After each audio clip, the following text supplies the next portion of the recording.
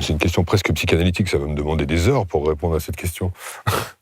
Oui, mais comme c'est une histoire très personnelle, inspirée de beaucoup d'éléments autobiographiques ou familiaux, effectivement, ça m'a mis un temps certain pour digérer cette histoire et pouvoir la retranscrire en fiction.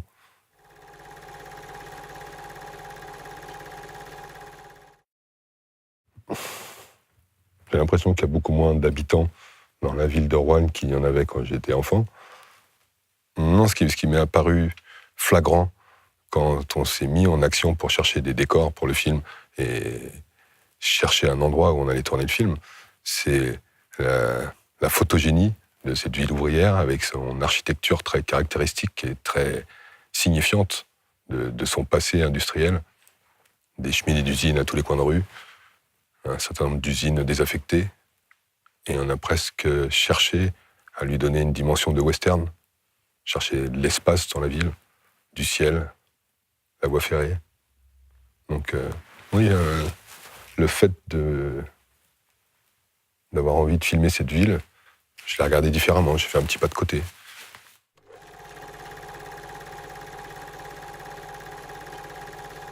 C'est un processus que j'ai expérimenté avec Keshish à de nombreuses reprises.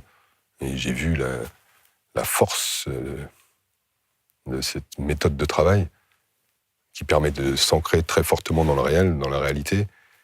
Et dans ce cadre-là, c'est aux acteurs professionnels de se mettre au diapason des non-professionnels. C'est les non-professionnels qui donnent le là. C'est eux qui sont dans la justesse de leur personnage et de la situation. Donc c'était... Quand je parle de respect, c'était un petit peu ça. C'est essayer de saisir la situation et de voir comment nous, toute l'équipe, on pouvait s'intégrer dans cette entreprise dans des moments très particuliers et d'essayer de restituer la force de cette situation. Il était primordial pour moi qu'ils ne se sentent pas trahis par la fiction, même si la fiction est beaucoup plus douce que la réalité, et que la réalité est toujours plus terrible que ne l'est la fiction. Donc la fin, entre guillemets, suggérée de l'entreprise dans mon film est beaucoup plus douce que ne l'a été la fin de l'entreprise Belma, et qui était extrêmement violente, surtout pour des gens qui ont travaillé 30 ou 35 ans dans cette entreprise, qui parfois n'en ont pas connu d'autres.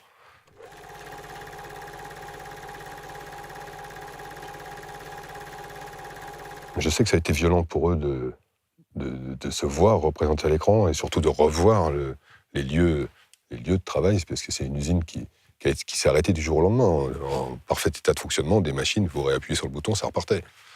Et ça a été bradé, vendu aux enchères pour des clopinettes.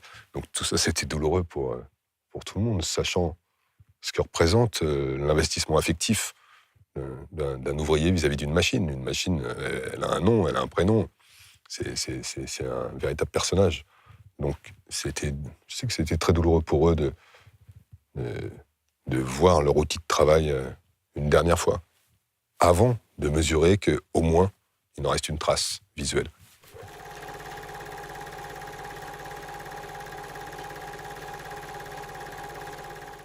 Ça, faut demander aux autres. Pour le coup, j'ai l'impression d'avoir été un patron qui a mouillé le maillot. J'ai jamais eu le sentiment d'être le patron, même s'il y a un certain nombre de choses dans le dispositif et la hiérarchie des équipes de cinéma.